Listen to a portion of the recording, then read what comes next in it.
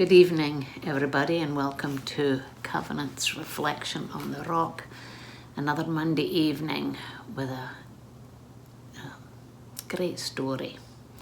Bit more modern, a modern fable, written in 1994. This is a children's book called In God's Name by Sandy Eisenberg Sasso.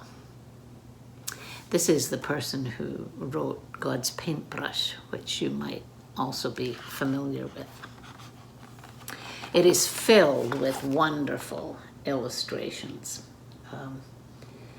And some of them I'll show you as we go along. But I haven't figured out how to read it and show it to you at the same time. After God created the world, all living things on earth were given a name. The plants and the trees, the animals and the fish, and each person, young and old, had a special name. But no one knew the name of God. So each person searched for God's name. The farmer, whose skin was dark like the rich brown earth from which all things grew, called God source of life.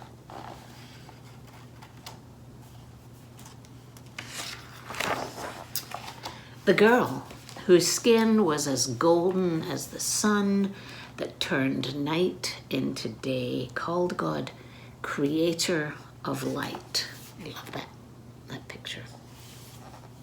The man who tended sheep in the valley called God, any guesses? Shepherd. The tired soldier who fought too many wars called God maker of peace.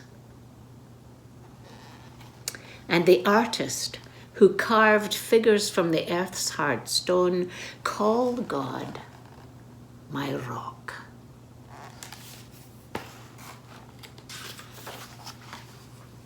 Sometimes the people who called God by different names were puzzled.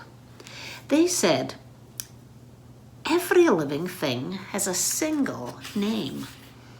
The marigold, pansy, and lily. The oak tree, sequoia, and pine.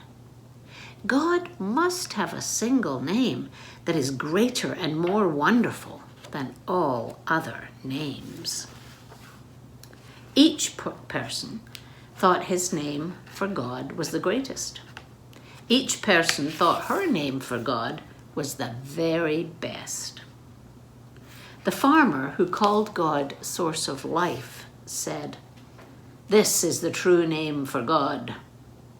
The girl who called God creator of life insisted, "This is the most splendid name for God." The shepherd, the soldier, the artist believed that they each had the perfect name for God. But no one listened, least of all God. And so each person kept searching for God's name. The woman who cared for the sick called God healer. The slave who was freed from bondage called God Redeemer. The grandfather whose hair was white with years called God Ancient One. The grandmother who was bent with age and sorrow called God Comforter. The young woman who nursed her newborn called God Mother. And the young man who held the hand of his baby daughter called God Father.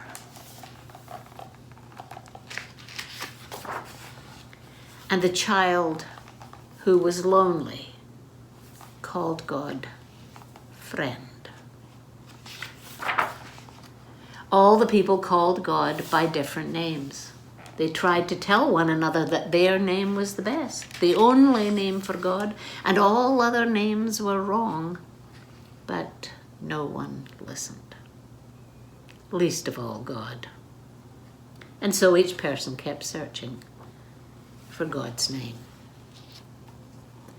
Then, one day, the person who called God Ancient One, and the one who called God Friend, the one who called God Mother, and the one who called God Father, all the people who called God by a different name came together. They knelt by a lake that was clear and quiet, like a mirror, like God's mirror.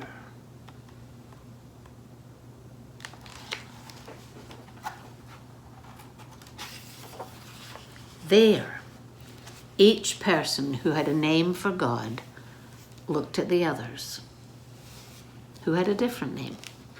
They looked into God's mirror and saw their own faces and the faces of all the others. And they called out their names for God: Source of life, Creator of light, Shepherd, Maker of peace, my rock, Healer, Ancient One, Redeemer, Comforter, Mother, Father, Friend, all at the same time.